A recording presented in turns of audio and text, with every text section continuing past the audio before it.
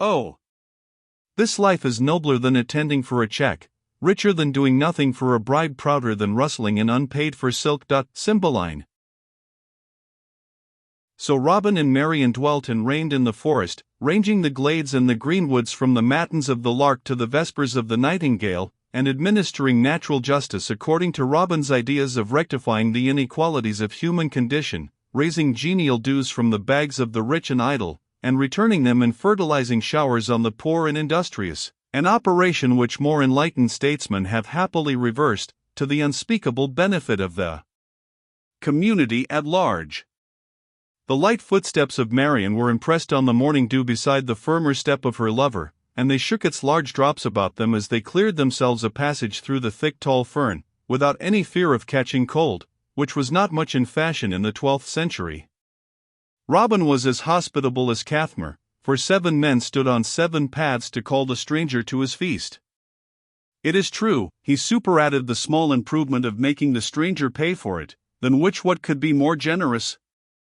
For Cathmar was himself the prime giver of his feast, whereas Robin was only the agent to a series of strangers, who provided in turn for the entertainment of their successors, which is carrying the disinterestedness of hospitality to its acme. Marian often killed the deer which Scarlet dressed, and Friar Tuck blessed while Little John wandered in search of a guest. Robin was very devout, though there was great unity in his religion. It was exclusively given to Our Lady the Virgin, and he never set forth in a morning till he had said 3 prayers, and had heard the sweet voice of his Marian singing a hymn to their mutual patroness. Each of his men had, as usual, a patron saint according to his name or taste.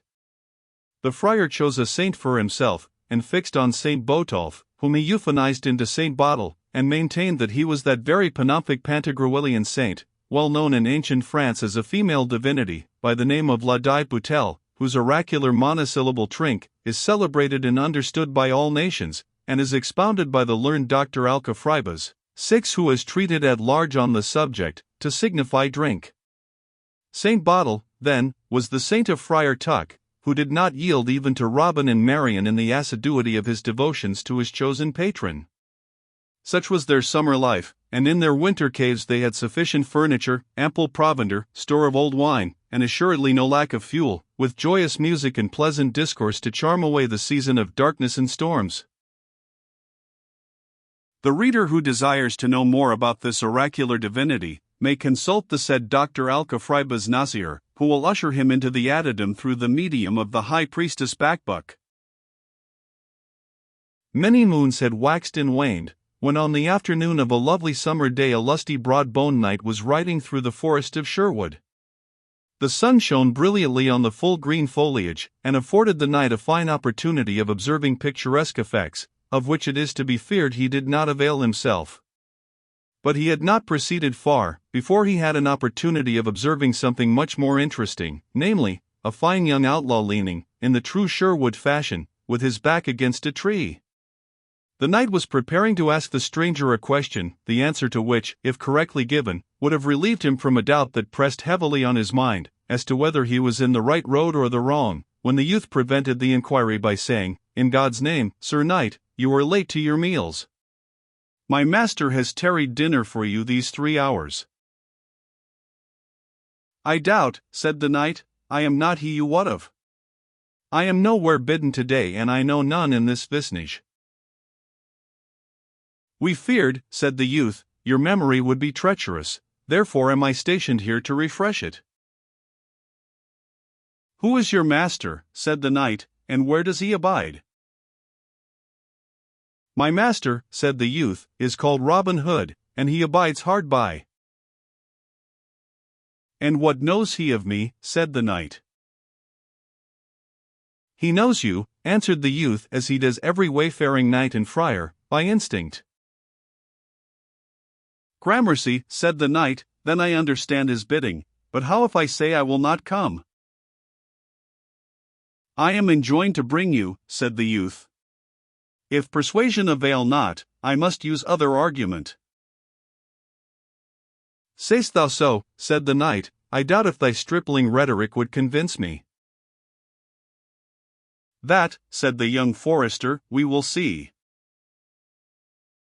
"We are not equally matched, boy," said the knight.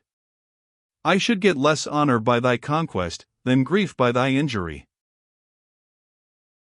"Perhaps," said the youth, "my strength is more than my seeming, and my cunning more than my strength. Therefore let it please your knighthood to dismount." "It shall please my knighthood to chastise thy presumption," said the knight, springing from his saddle. Hereupon, which in those days was usually the result of a meeting between any two persons anywhere, they proceeded to fight. The knight had in an uncommon degree both strength and skill. The forester had less strength, but not less skill than the knight, and showed such a mastery of his weapon as reduced the latter to great admiration. They had not fought many minutes by the forest clock, the sun, and had as yet done each other no worse injury than that the knight had wounded the forester's jerkin, and the forester had disabled the knight's plume, when they were interrupted by a voice from a thicket, exclaiming, "Well fought, girl, well fought! Mass, that had nigh been a shrewd hit. Thou owest him for that, lass. Marry, stand by, I'll pay him for thee." The knight, turning to the voice, beheld a tall friar issuing from the thicket, brandishing a ponderous cudgel. "Who art thou?" said the knight.